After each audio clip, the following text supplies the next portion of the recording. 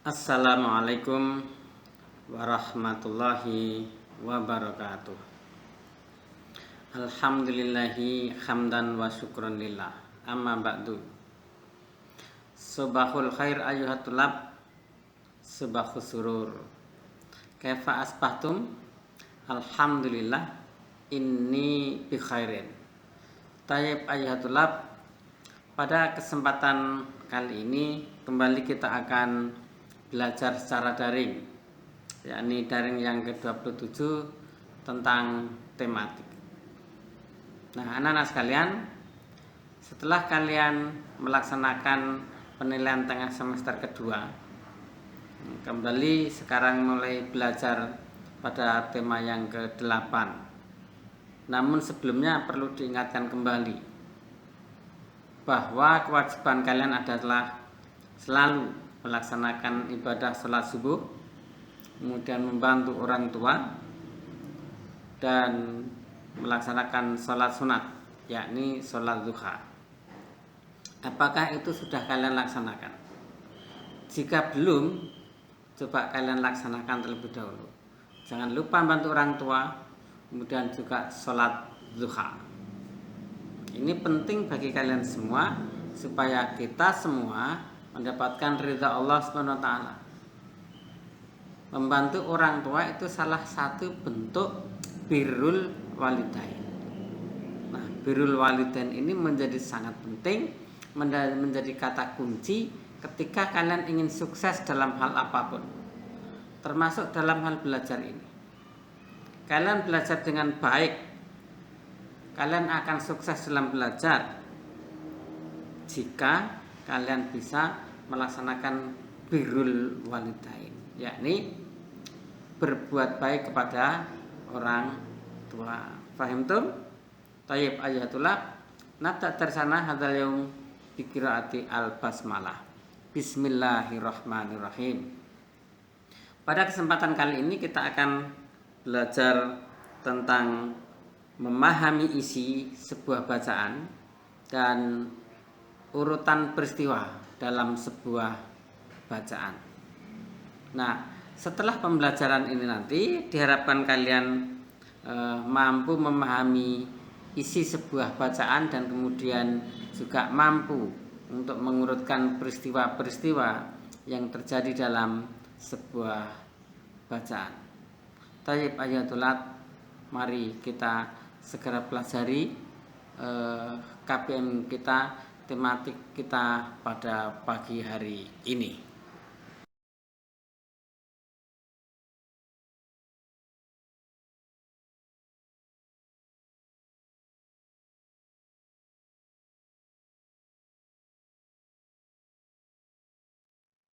Memahami isi bacaan. Nah, dalam memahami sebuah bacaan dapat dilakukan dengan membuat pertanyaan yang berhubungan dengan bacaan tersebut.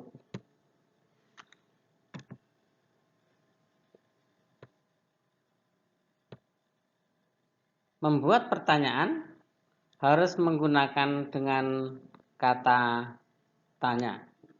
Karena dengan membuat pertanyaan itu kita akan tahu informasi apa yang ada di dalam sebuah bacaan tersebut. Nah, menggunakan kata tanya sangat jelas.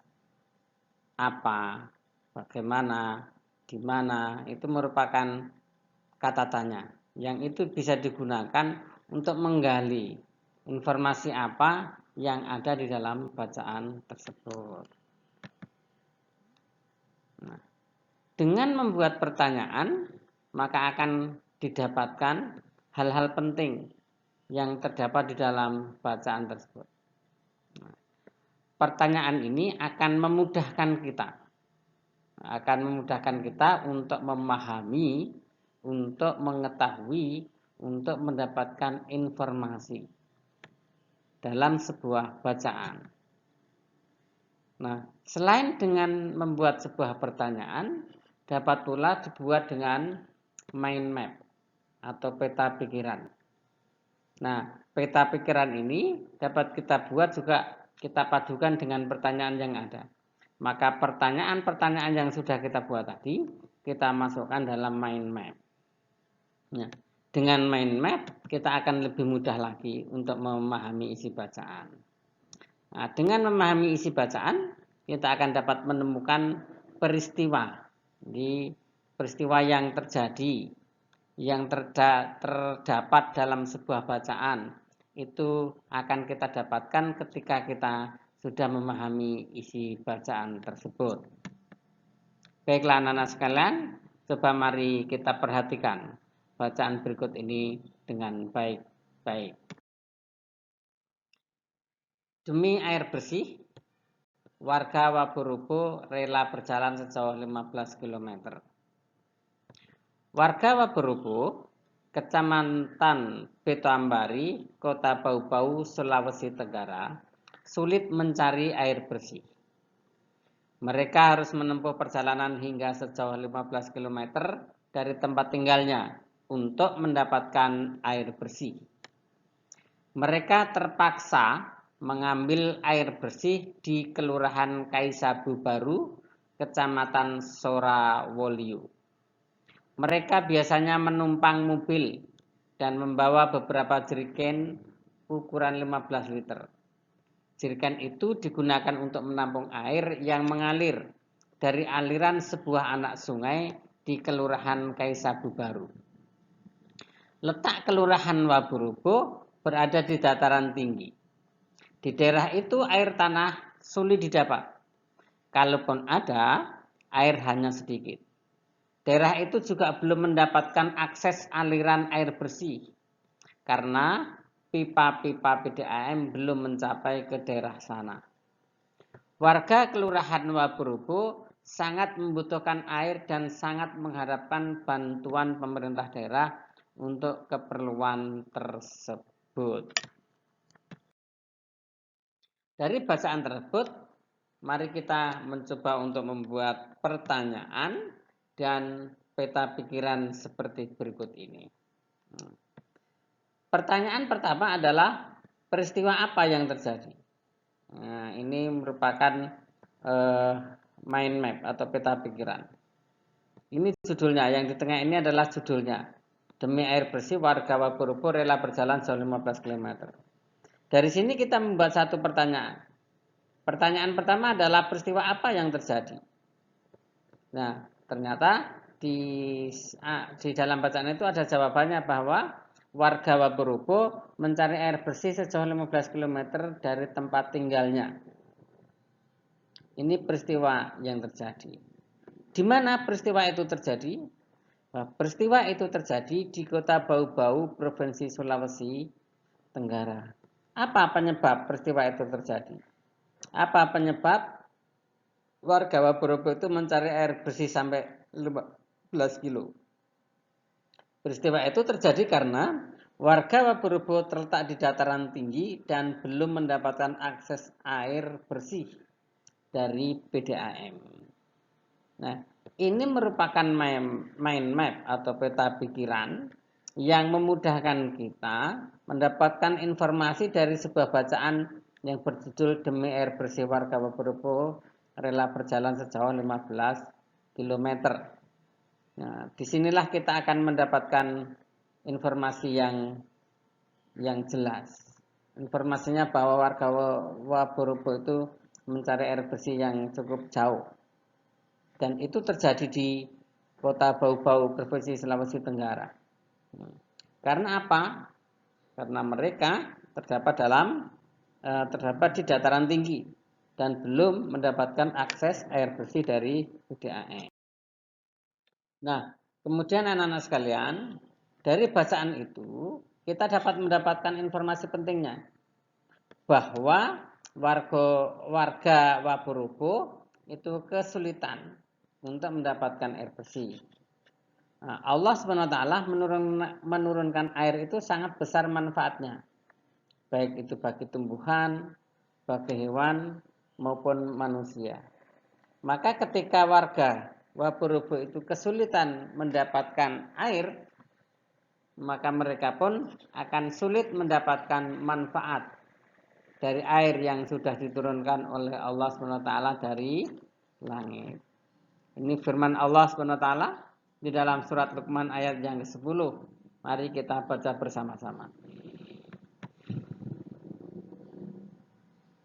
Wa anzalna minas samaa'i ma'an fa'ambatna fiha min kulli zawjin karim.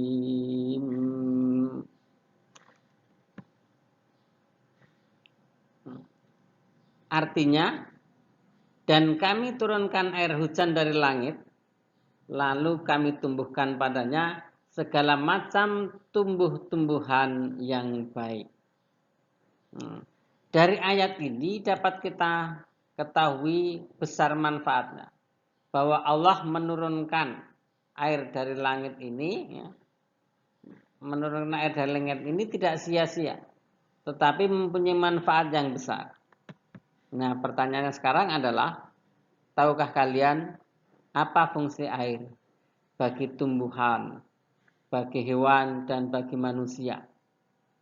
Sebagaimana yang Allah sebutkan di dalam ayat 10 surat Luqman itu tadi.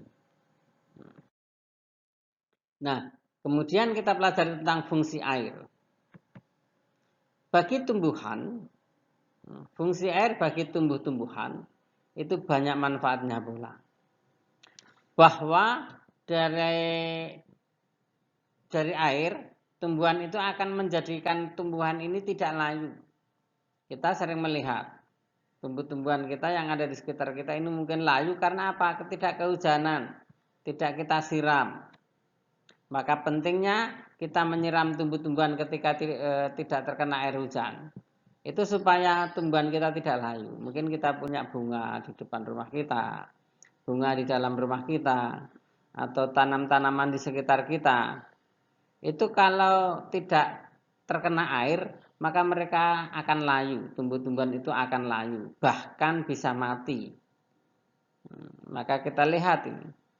Yang kedua, bisa tumbuhan itu dapat berkembang dengan cepat. Ketika dengan air kita mendapatkan air, maka tumbuh-tumbuhan itu akan berkembang dengan cepat. Bahkan rumput itu yang tidak pernah kita tanam, ketika mendapatkan air hujan maka dia akan cepat tinggi. Nah, ini bukti bahwa air mempunyai fungsi yang besar bagi tumbuhan. Kemudian juga bagi tumbuhan, melalui air itu akan mampu menghasilkan buah dengan baik. Coba kita lihat pada musim hujan, banyak mendapatkan air, maka banyak tumbuh-tumbuhan yang mudah hidup dengan baik, yang kemudian mengeluarkan buahnya, yang buahnya bisa dimanfaatkan oleh makhluk yang lain. Siapa? Hewan bisa memanfaatkan, manusia juga bisa memanfaatkan buah tersebut. Nah, selanjutnya adalah fungsi air bagi hewan. Apa fungsinya? Apakah air itu mempunyai fungsi bagi kehidupan hewan? Oh iya, tentu. Air dapat diminum oleh hewan, sehingga hewan itu tidak kehausan. Seperti yang ada di pojok ini, burung semacam ini juga akan kehausan ketika dia tidak mendapatkan air. Maka dia membutuhkan minum, membutuhkan air untuk diminum, sehingga bisa terbang dengan baik. Selain itu juga sebagai habitat atau tempat tinggal sebagian hewan. Hewan itu sebagian tinggal di air. Kita lihat seberapa banyak hewan yang tinggal di laut. Berapa banyak ikan yang ada di lautan, yang ada di dalam air. Mereka tempat berenang. Tempat tinggalnya bahkan buaya juga tinggal di air. Ini semua merupakan fungsi air bagi hewan. Lalu bagaimana fungsi air bagi kita semua? Bagi manusia banyak sekali. Tentu kalian sudah merasakan bahwa manusia membutuhkan air untuk memasak, untuk mencuci, minum, mandi, dan kebutuhan lainnya. Bahkan kita butuh air untuk berenang, untuk perlombaan, untuk pertandingan, lomba berenang di dalam air. Tidak hanya itu, bisa juga untuk bermain-main. Misalnya lomba pecah air pada saat 17-an. Pernahkah kalian itu? Tentu pernah. Kalian pernah mandi? Nah, tentu pernah mandi dan tidak hanya pernah saja, tapi sering mandi setiap hari menggunakan air bersih. Kalian minum penting juga menggunakan air bersih. Ini fungsi air bagi manusia. Maka air bagi manusia merupakan satu kebutuhan pokok yang tidak bisa ditinggalkan. Maka kita lihat tadi warga Waburubu karena begitu pentingnya air bagi manusia, maka mereka pun sampai rela sejauh 15 km dia jalani hanya untuk mendapatkan air 15 liter. Sesuatu yang luar biasa. Oleh karena itu perlu kita syukuri. Kita yang berada di wilayah Indonesia bagian Jawa Tengah ini, kita berada di dataran rendah, kita mudah mendapatkan air. Dan Allah berikan air yang melimpah untuk kita semua, maka itu semua harus kita syukuri dengan baik, supaya Allah tidak mencabut airnya itu, ya, supaya Allah tidak mencabut kenikmatan air kepada kita semua. Dengan kita bersyukur, maka kebutuhan pokok kita terhadap air akan bisa terwujud. Ketika kita tidak mampu mensyukurinya, maka Allah akan mencabut nikmatnya itu untuk kita semua. Maka kita tidak akan mendapatkan air lagi. Oleh karena itu, mari kita gunakan air seperlunya. Kita gunakan air sesuai dengan fungsinya, sebaik-baiknya. Jangan kita menggunakan air dengan boros. Ya, kita harus menggunakan air dengan baik, dengan sungguh-sungguh, supaya Allah memberikan nikmat yang lebih banyak lagi kepada kita. Nah, anak-anak sekalian, setelah kita tadi tahu membaca bacaan itu, memahami isinya, dan di situ ada peristiwa-peristiwanya, maka bagaimana kita harus mengurutkannya. Nah, setelah itu kita harus mengetahui peristiwa yang terjadi. Nah, peristiwa apa yang terjadi dalam sebuah bacaan tadi? Maka mari kita coba mengurutkan peristiwanya. Urutan peristiwanya yang ada di dalam bacaan di atas.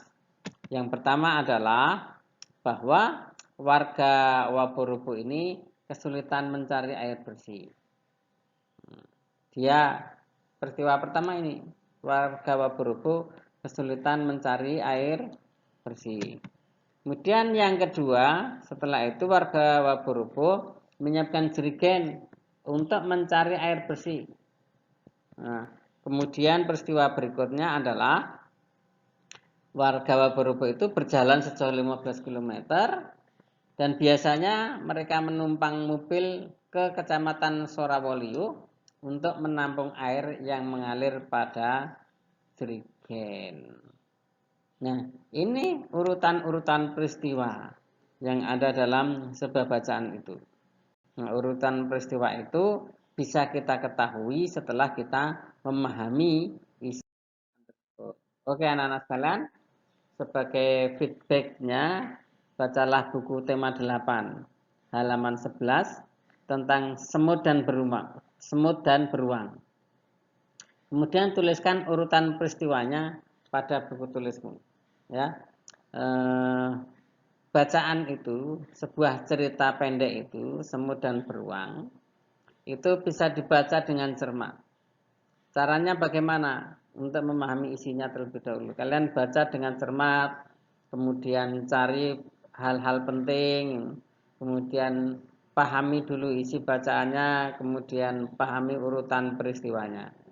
Setelah paham, tulislah urutan peristiwa-peristiwa itu pada buku tulismu. Nah, pada buku tulis tematik. Mengurutkan peristiwa bukan berarti menulis ulang seluruh bacaan itu, tidak. Tetapi cukup ditulis dengan huruf, dengan angka. Nomor 1 peristiwanya apa, nomor 2 peristiwanya apa, nomor 3 peristiwanya apa, sampai selesai. Bisa jadi sampai 15, bisa jadi sampai 20. Itu tergantung kalian bagaimana memahami bacaan tentang semut dan beruang itu yang ada pada halaman 11 buku tema 8. Oke, ayo tulab, good luck. Itu pelajaran kita pada hari ini.